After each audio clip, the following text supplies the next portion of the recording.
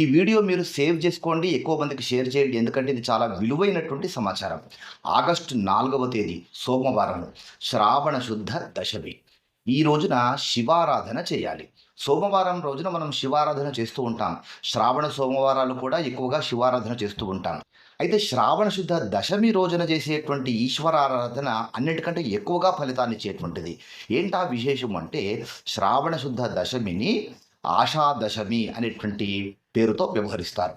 ప్రతి మనిషి ఆశతో జీవించేటువంటి వాడే. ఆశలు నెరవేరాలని మనము ఆరాధనలు, భక్తితో పూజలు చేస్తూనే ఉంటాం. ఆషాదశమి రోజున మన ఆశలు అంటే మన కోరికలను తీర్చుకోవడం కోసము ఈశ్వరారాధన చేయాలి. అయితే అన్ని ఆరాధనలతో, అన్ని అభిషేకాలతో సమానంగా ఈ అభిషేకం ఉండదు. శ్రావణ శుద్ధ దశమి రోజున విశేషంగా గంధంతో మాత్రమే ఈ శివారాధన చేయాలి. గంధంతో మాత్రమే అభిషేకం చేయాలి. గంధంతో అభిషేకం ఎలా చేయాలి అంటే, ఏదో మార్కెట్లో దొరికేటువంటి కల్తీ గంధములు తీసుకొచ్చి అభిషేకం చేయకూడదు. ఒక సానరాయిని తీసుకొని గంధం చెక్కతో గంధమును అరగదీయాలి. ఆ చెక్కను అరగదీసి గంధమును సేకరించాలి. అలా సేకరించినటువంటి గంధం చేత ఈ రోజున ఆ భోలాశంకరుడికి అభిషేకం చేయాలి. శివుడు హాలాహలం స్వీకరించిన తర్వాత ఆయన శరీరము వేడిగా ఉంటుంది కదా. గంధము చాలా చలువ పదార్థము.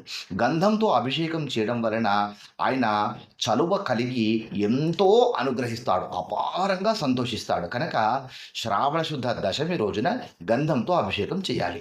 ఒకవేళ మీ దగ్గర గంధం రాయి కానీ గంధం చెక్క కానీ లేదనుకోండి, కనీసము ఎలాంటి కల్తీ లేనటువంటి ఒక మంచి గంధమును మీరు తీసుకొని ఆ గంధం చేత అభిషేకం చేసినా సరిపోతుంది. ఒకవేళ అభిషేకం చేయడానికి కూడా మీకు కుదరలేదనుకోండి, దగ్గరలో ఉన్నటువంటి ఆలయంలో గంధమును సమర్పించండి.